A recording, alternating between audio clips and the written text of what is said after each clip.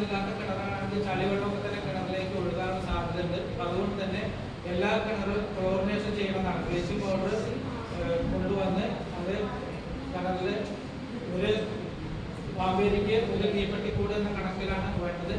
ആ രീതിയിൽ വെള്ളം ക്ലോറിനേറ്റ് ചെയ്ത് ഉപയോഗിക്കണം. അങ്ങനെ ക്ലോറിനേറ്റ് ചെയ്തിട്ടാണെങ്കിലും വെള്ളം തിളപ്പിച്ചറിയും മാത്രമാണ് നമുക്ക് ഉപയോഗിക്കാൻ പാടുള്ളൂ.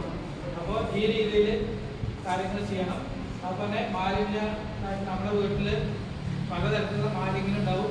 ജൈവമായിട്ടുള്ളതുണ്ടാവും, ജൈവമല്ലാത്തതായിട്ടുണ്ടാവും. അഴുകിയ മാലിന്യങ്ങളാണെങ്കിൽ നമ്മളത് വളമായിട്ട് നിർമ്മാർജ്ജനം ചെയ്യാൻ പറ്റും. അതിനെ ഏതെങ്കിലും പൈപ്പൊക്കെ കൊണ്ടുവന്ന് അതിലിട്ട് കഴിഞ്ഞാൽ പിന്നീട് അത് വളമായിട്ട് ഉപയോഗിക്കാൻ പറ്റും. അജൈവമാലിന്യമാണെങ്കിൽ പ്ലാസ്റ്റിക് പോലെയുള്ള വസ്തുക്കൾ, ഹരിതകർമ്മസേനകൾ ഇപ്പോൾ എല്ലാ മാസവും നമ്മുടെ വീട്ടിലേക്ക് വരുന്നുണ്ട്. അപ്പോൾ വലിയൊരു ചാക്കിലോ അല്ലെങ്കിൽ ഈ പ്ലാസ്റ്റിക്കിന്റെ കവറുകൾ ഇട്ട് വയ്ക്കാം. ഹരിതകർമ്മസേന വരുന്ന സമയത്ത് അവർക്ക് യൂസർ ഫീ നൽകിക്കൊണ്ട് തന്നെ അവർ പഞ്ചായത്തുമായിട്ട് സഹകരിക്കണം. അങ്ങനെ നമ്മുടെ വീടും പരിസരവും ശുചീകരിച്ചവർ മാത്രമാണ് നമ്മുടെ ഗ്രാമം ശുചീകരിക്കുള്ളൂ.